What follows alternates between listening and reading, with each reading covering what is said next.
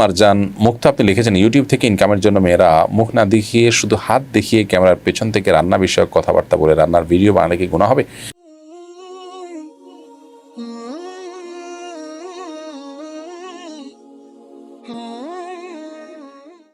শুকানো এআইডি থেকে আপনি লিখেছেন, আমার ছেলে বয়স 17, দশম শ্রেণীর ছাত্র।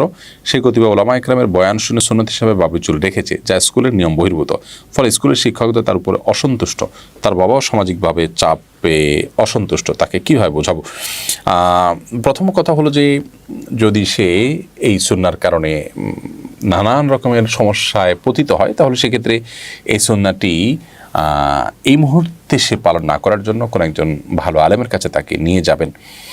আর যদি অহেতুক তাকে ডিস্টার্ব করা হয়, সে বাবরি চুল রেখেছে, সাধারণত বড় চুল রেখে পোলাপেন বখাটেপনা করে, সে তো সেটা করছে না।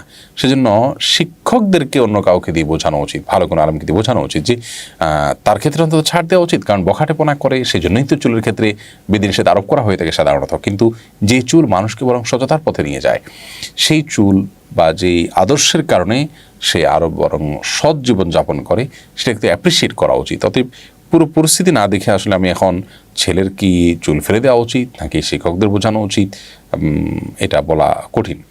লুলু মারজান মুক্তা আপনি লিখেছেন, ইউটিউব থেকে ইনকামের জন্য মেয়েরা মুখ না দেখিয়ে শুধু হাত দেখিয়ে ক্যামেরার পেছন থেকে রান্না বিষয়ক কথাবার্তা বলে রান্নার ভিডিও বানালে কি গুনাহ হবে?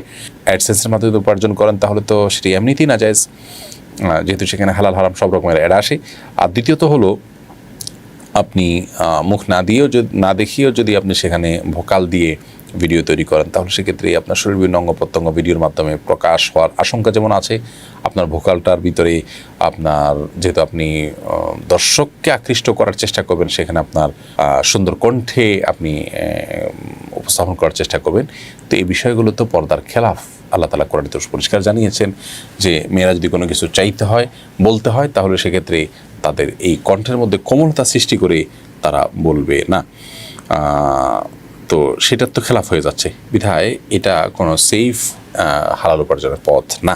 মোহাম্মদ আশরাফ আহমেদ আপনি লিখেছেন, আমার এক ভাইয়ের নাম রাব্বি, তাকে মানুষ রাব্বি নামে ডাকে, এটা কি শিরক হবে? রব্বি শব্দের একটা অর্থ আমার রব, আমার পালনকর্তা, আর রব শব্দের আরও অর্থ আছে মালিক, দায়িত্বশীল, এ ধরনের মানুষকেও রব বলা হয়। রবের অনেকগুলো শব্দের অর্থ আছে, এই শব্দের অনেকগুলো অর্থ আছে, সেই হিসাবে এটা বললে সরাসরি শিরক হয়ে যাবে, ঈমান থেকে খারিজ হবে, ইসলাম থেকে খারিজ হবে, ব্যাপারটা এরকম নয়।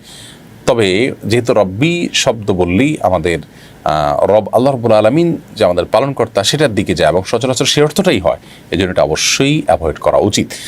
এরকম নাম রাখাই উচিত না যে নামটা মানুষ বিকৃত করে ডাকবে, না বুঝে ভিন্নভাবে ডাকবে, ভুলভাল ডাকবে।